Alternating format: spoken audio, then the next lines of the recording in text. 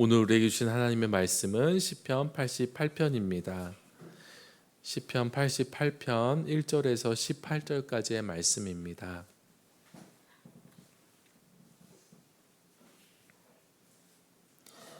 네, 다 찾으셨으면 제가 봉독하겠습니다. 시편 88편 전체를 읽겠습니다. 여호와 내 구원의 하나님이여, 내가 주야로 주 앞에서 부르짖었사오니 나의 기도가 주 앞에 이르게 하시며 나의 부르짖음에 주의 귀를 기울여 주소서.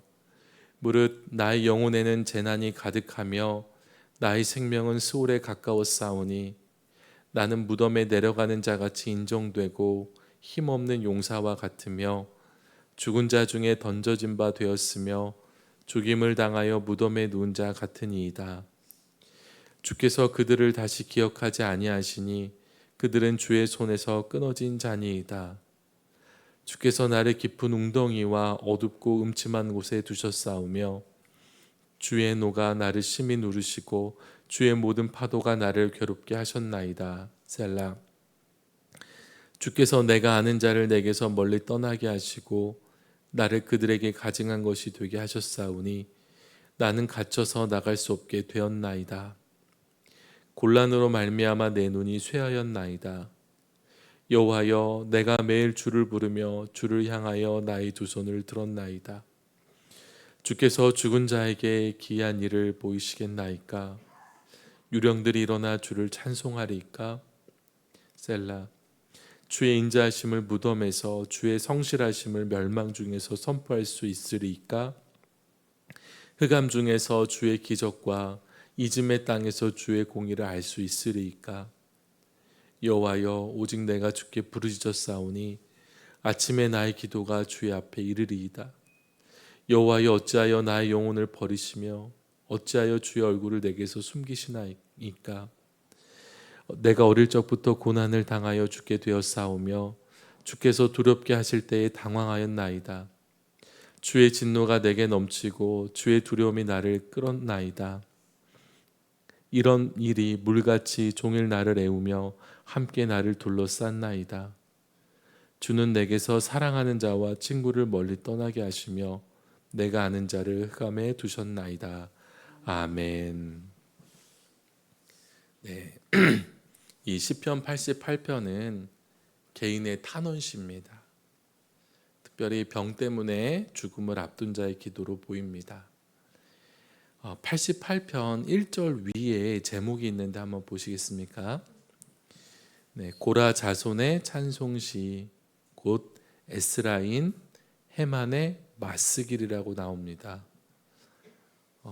헤만의 맞스길이 뭔가? 맞스길 앞에 3번이라는 표시가 있죠. 밑으로 와서 보시면은 그 3번은 교훈이라고 이제 써 있습니다. 에스라인 헤만의 교훈인 겁니다.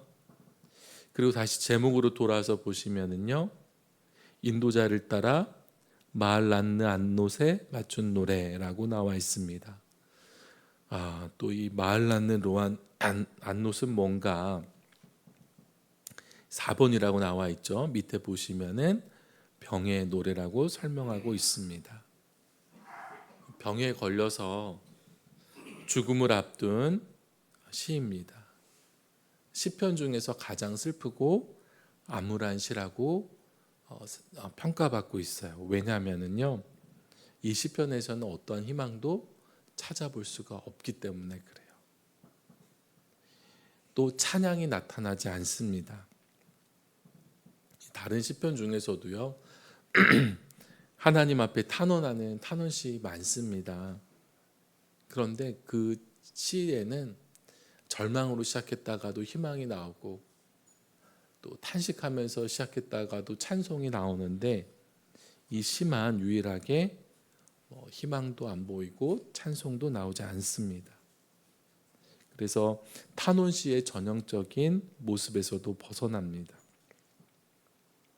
많은 주석가가 이 시편을 절망만을 토로하는 기도로 이해했습니다.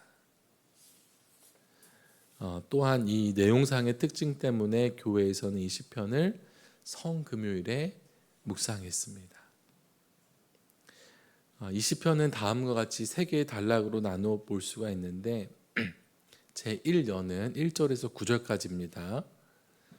죽음을 앞둔 시인의 탄원이에요. 탄원 기억하시고 제2연은 10절에서 12절인데 하나님을 향한 시인의 수사 의문문입니다. 제3연은 13절부터 18절인데 재차 탄원하는 시인입니다. 탄원하고 하나님께 수사 의문문으로 묻고 이거는 그냥 따져 묻는 거예요. 탄원하고 하나님께 따져 묻고 다시 탄원하고 끝나는 구조입니다. 이제 본문을 한번 살펴보겠습니다. 1절과 2절을 보십시오. 여호와 내 구원의 하나님이여 내가 주야로 주 앞에서 부르짖었사오니 나의 기도가 주 앞에 이르게 하시며 나의 부르짖음에 주의 귀를 기울여 주소서. 하나님, 제가 밤낮으로 부르짖고 있습니다.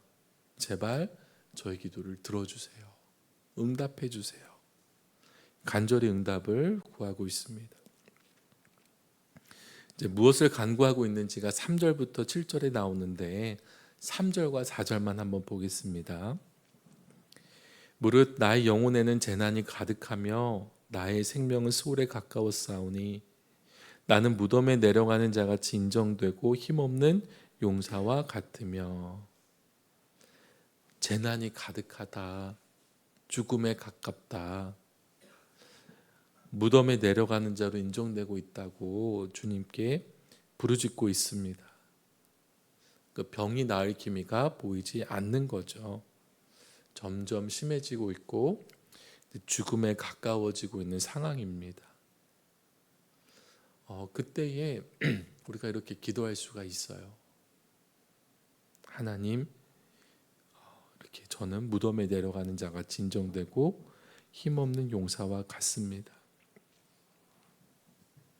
사람이 아프면은 아픈 것만으로도 서러운데 또 이제 주변의 사람들이 없어집니다. 또 야속해져요. 8절을 보십시오. 주께서 내가 아는 자를 내게서 멀리 떠나게 하시고 나를 그들에게 가증한 것이 되게 하셨사오니 나는 갇혀서 나갈 수 없게 되었나이다. 어떤 상황이길래 이렇게 떠나게 하시고 가증한 것처럼 여김받고 또 갇혀 있게 되었을까? 대표적으로 성경에서 나병과 같은 병에 걸리면 철저히 사회로부터 격리되어야 했죠. 꼭 나병이 아니더라도 이렇게 전염될 수 있다, 또 큰 병이다 한다면 아마 격리되었을 겁니다. 아마 지금보다 이렇게 의학 지식이 없었기 때문에 아마 더 격리를 했을 거예요. 아프면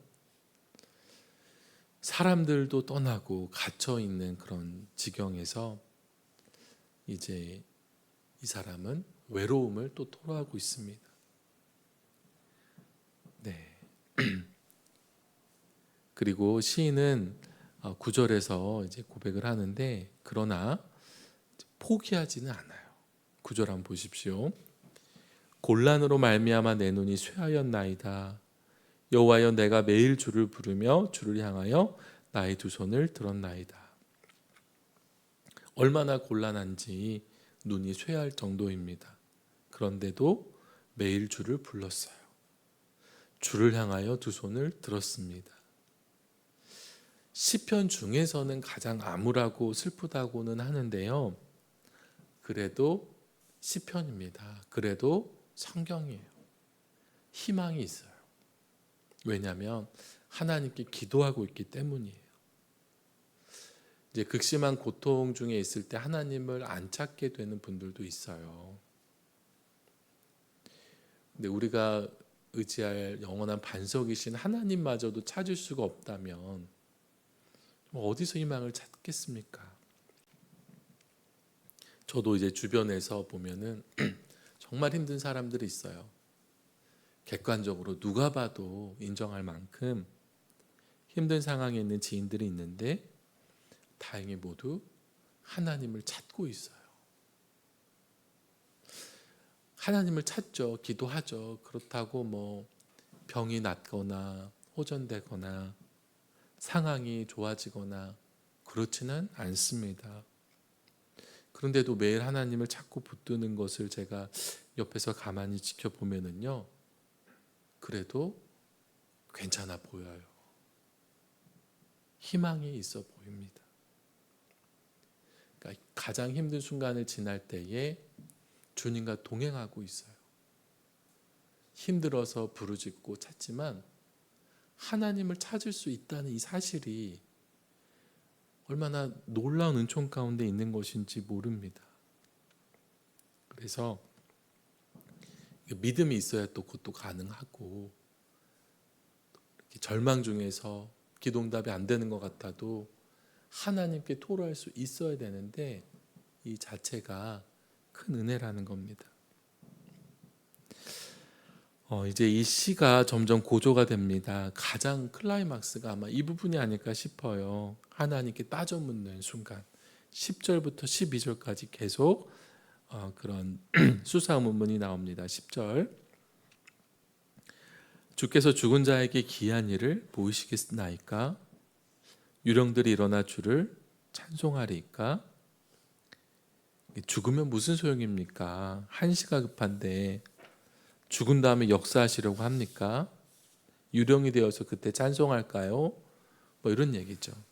11절, 주의 인자하심을 무덤에서 주의 성실하심을 멸망 중에서 선포할 수 있으리이까? 12절, 흑암 중에서 주의 기적과 이짐의 땅에서 주의 공의를 알 수 있으리이까? 이게 다 한 가지 이야기인데, 하나님 죽으면 무슨 소용입니까? 빨리 저를 낫게 해주십시오. 그런 겁니다. 여러분, 정말 우리가 기도하면서 답답하고 힘들 때는 이렇게 기도해도 된다고 오늘 말씀하는 겁니다. 하나님께 불경한데 어떻게 이렇게 기도할 수 있어가 아니라, 하나님 앞에 나와서 해결하라는 거예요. 어떤 이야기도 하나님은 들으시는데 주님 앞에 나오라는 거예요. 아마 예수님이 없던 시절에 부활과 영생의 소망이 분명하지 않아서 또 이럴 수도 있습니다. 그러나 보편적으로 우리에게까지 좀 적용되는 메시지가 있는데요. 이런 겁니다. 하나님 이제 우리 죽음 앞에 섰을 때 주님을 위해 일할 수 없게 되었습니다. 이 세상에서 살 때 하나님께 영광 올려드리고 하나님 높여드리고 하나님 나라 전파하면서 아름다운 열매 맺으며 살아야 되는데, 이제 그럴 수 없게 되었습니다. 아무것도 할 수 없습니다. 주님을 위해 일할 기회가 이제는 없습니다. 그런 고백으로 우리가 또 해석하고 적용할 수가 있습니다. 고령의 성도님들이 아쉬워하시고 탄식하면서 이런 이야기 종종 합니다. 아무리 내 삶이 힘겨웠어도 돌아보면 주님을 위해 무언가 할 수 있었는데 그 시절 다 보내고 이제는 하고 싶어도 못한다. 사랑하는 성도 여러분, 뒤로 미루지 마시고 여러분을 죽기까지 사랑하신 하나님을 위해서 살아보십시오. 하나님이 기뻐하시는 곳에 가서 내가 조금이라도 쓰임받을 수 있다면 순종하셔서 많은 열매 맺으시기를 바랍니다. 14절을 보십시오. 여호와여, 어찌하여 나의 영혼을 버리시며 어찌하여 주의 얼굴을 내게서 숨기시나이까. 이게 아마 성금요일에 읽는 이유가 아마 여기에 있을 겁니다. 예수님께서 엘리 엘리 라마 사박다니 이렇게 하신 그 고백이 바로 이 구절과 연결되기 때문입니다. 우리에게 가장 견디기 힘든 고통은 하나님이 버리신 것 같이 느껴질 때입니다. 하나님 왜 나를 버리십니까? 하나님이 없는 것처럼 느껴집니다. 하나님의 부재입니다. 이것을 영성가들은 영혼의 깊은 밤이라고 말하기도 합니다. 그런데요, 영혼의 깊은 밤이라고 하더라도요, 주님 앞에 나와서 기도하고 있다는 것은 그래도 괜찮다, 안전하다라는 것을 보여줍니다. 결론이 17절과 18절 한번 보십시오. 이런 일이 물같이 종이 나를 애우며 함께 나를 둘러쌌나이다. 주는 내게서 사랑하는 자와 친구를 멀리 떠나게 하시며 내가 아는 자를 흑암에 두셨나이다. 이렇게 끝나요. 이렇게 절망적으로 끝나기 때문에 야무라다고 하는 것입니다. 이제 희망적으로 끝나는 시들을 보다가 우리가 이렇게 보니까 갑자기 이렇게 끝난다고 당황스럽기도 합니다. 그런데 잘 생각해 보면은요, 우리도 깊은 절망과 고통 중에 있을 때는 이렇게 기도해요.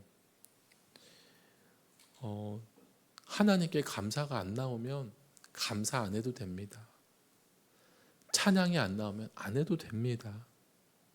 오늘 시인처럼 탄식만 해도 괜찮습니다. 하나님께 따져 물어도 괜찮아요. 우리가 기도하다가 울다가 부르짖다가 그렇게 힘이 빠져서 잠들 수도 있고요. 그렇게 기도할 때도 있습니다.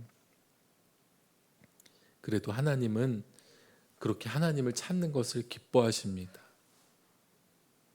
하나님이 전혀 응답하시지 않는 것 같고 외면하시는 것 같아도 기도의 자리에 나와서 하나님을 찾을 수 있다는 것 자체가 엄청난 은총 가운데 있는 겁니다. 하나님을 부를 수 있다면, 그분 앞에 나올 수 있다면 그것으로 희망이 있구나. 하나님이 나를 붙잡고 계시는구나. 내게 믿음을 주고 계시구나. 이 사실을 믿으면서 주님 안에서 끝까지 포기하지 않고 주님 붙드시는 저와 여러분 되시기를 간절히 축복합니다. 기도하겠습니다. 하나님,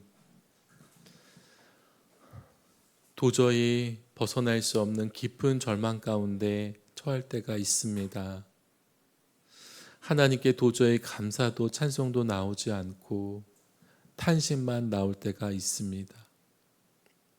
하나님은 나의 기도를 들으시는지 안 들으시는지, 하나님의 응답이 멀게만 느껴지고 또 하나님이 느껴지지 않는 또 절망적인 상황도 있습니다. 그러나 하나님, 주님을 찾고 주님 앞에 기도할 수 있다는 것, 이 자체가 주님이 나를 붙들고 계시다는 증거인 것을 믿고 깨닫게 하여 주시옵소서.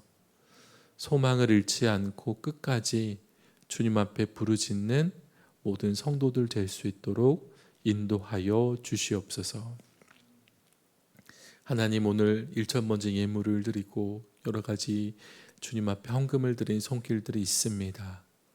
하나님, 그 마음의 소원을 아시오니 응답하여 주시고 그들의 삶을 가장 좋은 것으로 채워 주시옵소서.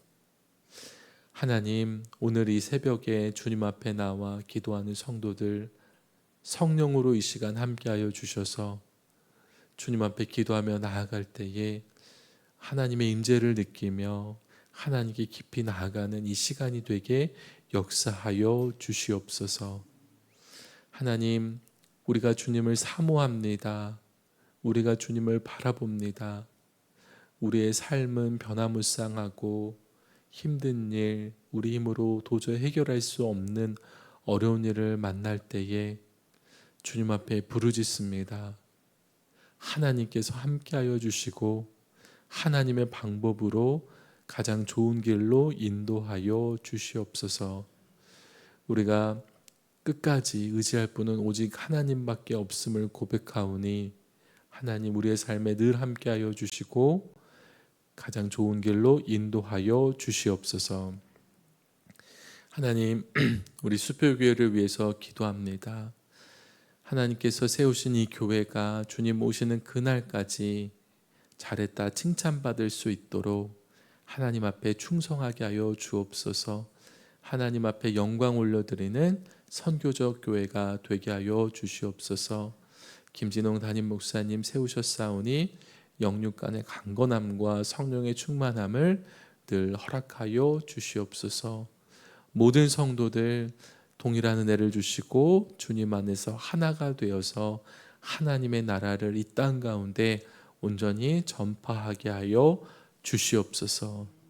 하나님, 이제 여름 시즌이 돌아왔습니다. 교회 학교 여름 행사와 또 비전 트립과 또 전교 수련회가 있습니다. 하나님, 이 여름이 우리 수별교회에는 큰 부흥의 시기가 되게 하여 주시옵소서. 뜨겁게 간절히 기도하며 하나님을 깊이 만나고 하나님의 뜻이 우리 삶에 이루어지는 소중한 부흥의 시기가 되게 하여 주시옵소서. 날씨가 무덥습니다. 이때 성도들의 건강을 지켜 보호하여 주시고 하나님을 뜨겁게 만나는 아름다운 계절로 축복하여 주시옵소서. 오늘도 우리가 기도하며 나아갑니다. 성령님 함께하여 주시고 또한 우리가 기도할 때에 모든 사단의 권세는 무너지고 하나님의 나라가 우리 안에 교회 가운데 이 땅 가운데 이 나라 위에 온 세계 가운데 임하는 것들을 경험하게 하여 주시옵소서. 이 모든 말씀 우리 주 예수 그리스도의 이름으로 기도합니다. 아멘. 하늘에 계신 우리 아버지여, 이름이 거룩히 여김을 받으시오며 나라가 임하시오며 뜻이 하늘에서 이루어진 것 같이 땅에서도 이루어지이다. 오늘 우리에게 일용할 양식을 주시옵고 우리가 우리에게 죄 지은 자를 사하여 준 것 같이 우리 죄를 사하여 주시옵고 우리를 시험에 들게 하지 마시옵고 다만 악에서 구하시옵소서. 나라와 권세와 영광이 아버지께 영원히 있사옵나이다. 아멘.